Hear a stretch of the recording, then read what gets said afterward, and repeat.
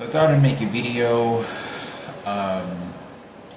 just venting, talking about my homeless experiences. Most of my storytelling is so much about being homeless. Just because everything was so shortly lived and everything else that I did.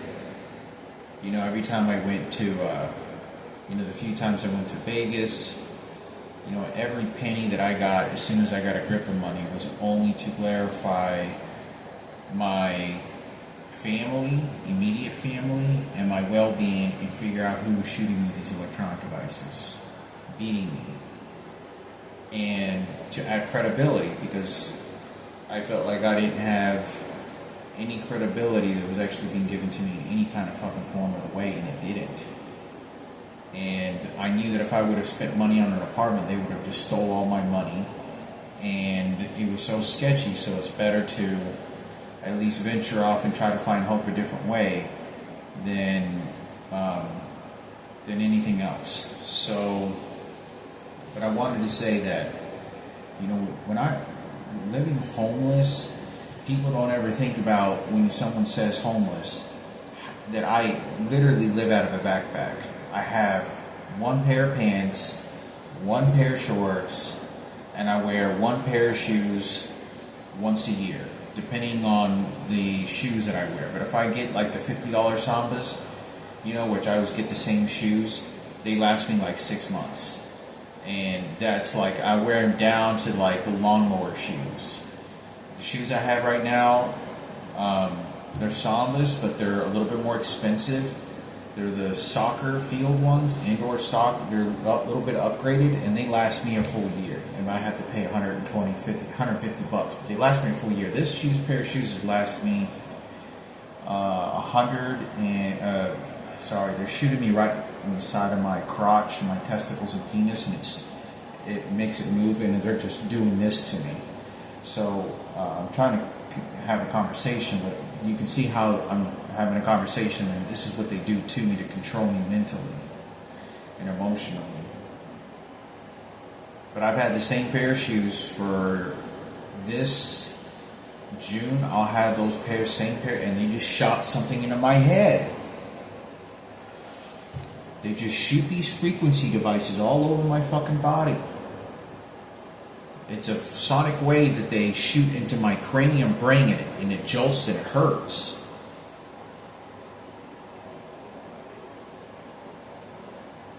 I've had these same pair of shoes for almost 2 years in June. 2 years. I've never had a pair of shoes for 2 full years. Walking everywhere I go, never had a pair of shoes for that long, ever. Never been able to get them to last that long.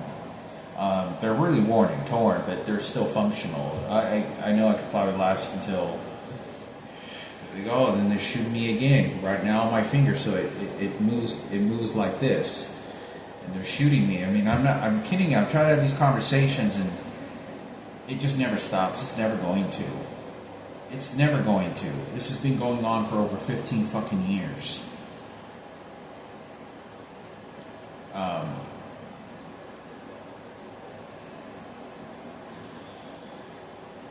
Being homeless, when you're sleeping on the street, it feels like somebody's shooting me. Yeah, they just did.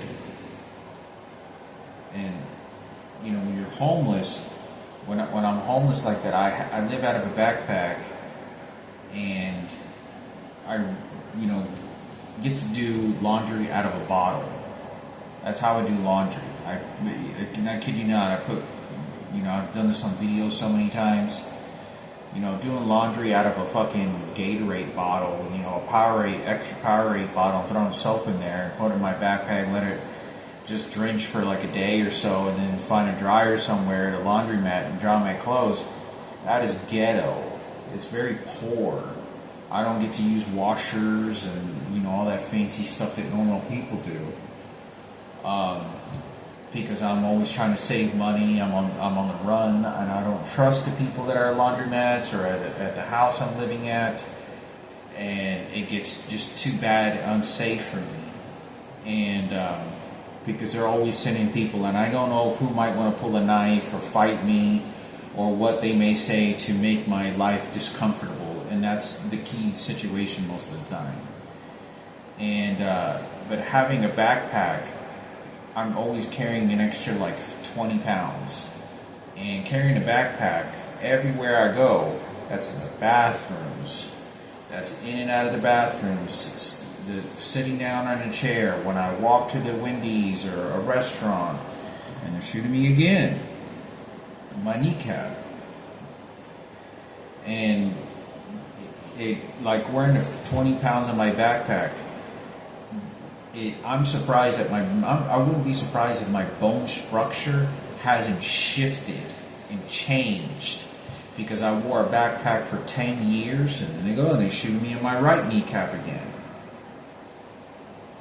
I wouldn't be surprised if my backpack, me wearing it for so long and so often every day, has shape-shifted my bone structure. Like changed the bone structure, these shoulder bones and collarbones and this sort of area here. I wouldn't be surprised if it's shape-shifted my bones, because, you know, when you do something, when you put resistance to your bones for a long time, or even muscles, it shapes that way. People do that to their waist. You ever see women where they wear these really, really tight, like, waistbands to decrease the size of their waist? Or have you ever seen babies in Africa where they put a headband and they'll tie it real hard, and because the baby's head is still growing, it'll grow like almost alien shape? Or you'll see people do all sorts of weird things for periods of times that dysfunctions the body, or morphs the body. And that's what I wouldn't be surprised if it's done something like that to my bones, because for 10 years I've been wearing a backpack. Since the age of 31 years old to 30 years old was when I was 30 years old. Yeah, I was 30 to 31. I was wearing a backpack full time. I was just wearing a backpack full time, nonstop. It just never, I was homeless here, homeless there, traveling here, sleeping in parks, just nothing. And no results. Going to Washington, D.C., coughing out blood. You know, people in Washington, D.C. beating me up viciously, harassing me, real violent there. Washington, D.C. is extremely violent, unwelcoming. And it is, it's unbelievable to be going to these places and people not understand what that does to your existence in life. And they would not allow me to have a normal job. They would not allow me to be working comfortably. They would not stop shooting me with electronic devices and controlling me nonstop. It never, ever stopped. In Washington, D.C., I literally shitted myself, I swear to God, and had to change my pants because they shot the electronic devices so violently in my intestines, and I was homeless and I couldn't find a toilet, and I was literally walking as fast as I could to like any location, and they just shot the muscle in my back and my buttocks. And I was running to these gas stations, and no gas stations would have bathrooms open available, and I literally shitted myself, and I could not hold it, and they were forcing it, and then you could tell that some of the people around me knew that they were using it, and they were pressing, and I was literally had to go and finally found a restroom, used the restroom, and had to change my clothes because they made me shit myself. I had been in circumstances where they've done that more than once, or several times to me before, homeless. And it was such a confinement and control they wanted over me. And the police officers would drive by laughing, and all the white supremacists and all this other shit. But it's horrific, because if somebody would ever ask me, a family member says, what was it like for you to be homeless that long? Like, what will my stories be? The stories are horrific. Like, very nasty. Like, every day you wake up, you're treated like a piece of shit. You're treated like a worthless fucking animal. If you think God exists, it doesn't exist only in the form of the electronic devices and who they tell you to worship and who God is to you worship. and they literally make you fall on your knees to say when you have to worship and where are you going to worship and what sins you're going to forgive by force, absolute by force. I just got a phone call 3 days ago, and somebody threatened me over the phone as I was trying to call PayPal, and this fucking piece of shit person got on the phone, is transgender, and tells me, no, that's what God says. Literally told me that over the phone. It says that's what God told me to do. And they're beating the fuck out of me, and they have control over my phone and telling me that over the phone. And no, that's what God says. And they're literally playing God, telling me that person was telling me that they're God over me. I swear to fucking God, they were telling me. They're making me pass gas now. This person told me that they were God over me. That they were God. I swear to fucking God. I promise. And this is what they do to me. Like, I just told you that I shit in myself, and they'll turn the electronic devices, and everything I have to say, they'll turn right back against me. Since I told you I shit in myself, they turn on the electronic device, and then they make me pass gas. So I smell my own feces. Right? Not feces, but gas. But, like I was saying, the abuse is horrific. You know, the abuse is horrific. It's very hard to have any function. You know, I don't know. I always wonder what electronic device they use to shoot me with, because it has the ability to press gas out of my body on command when they want.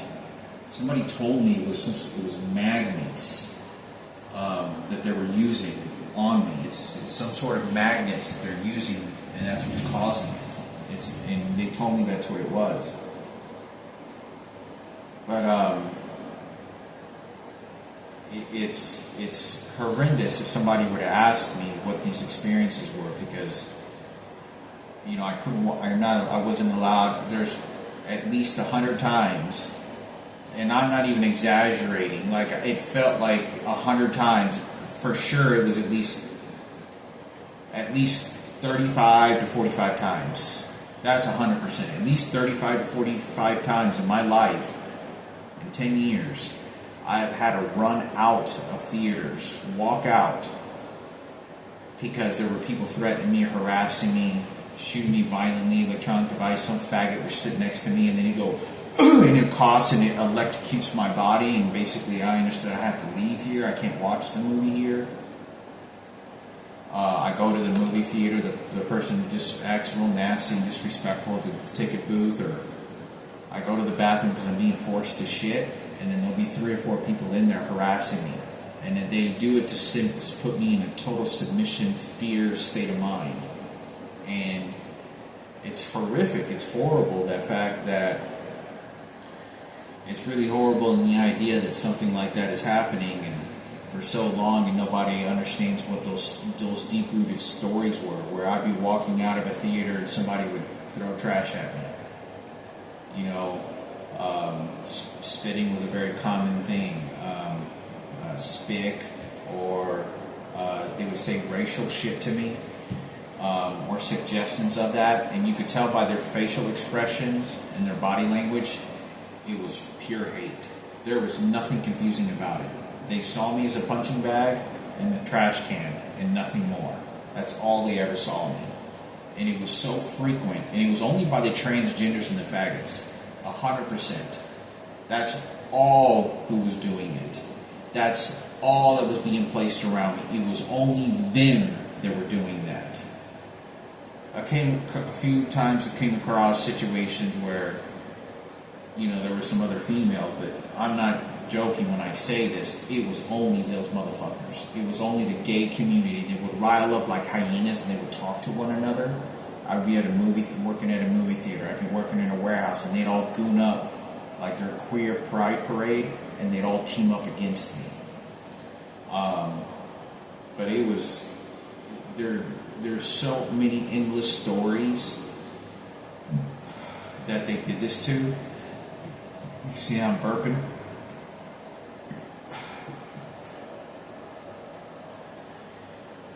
they train me to believe when they use these electronic devices. They train me by the physical abuse what that interpretation means.